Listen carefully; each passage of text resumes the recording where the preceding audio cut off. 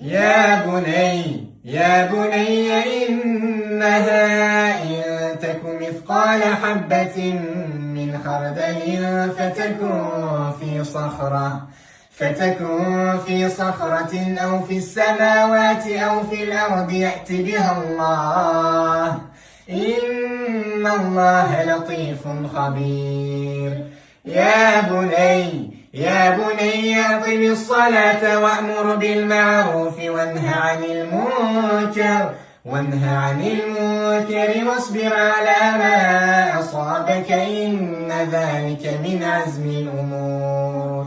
ولا تصعر خدك للناس ولا تمش في الأرض مرحا إن الله لا يحب كل مختال فخور. واقصد في مشيك واغضض من صوتك إن أنكر الأصوات لصوت الحمير.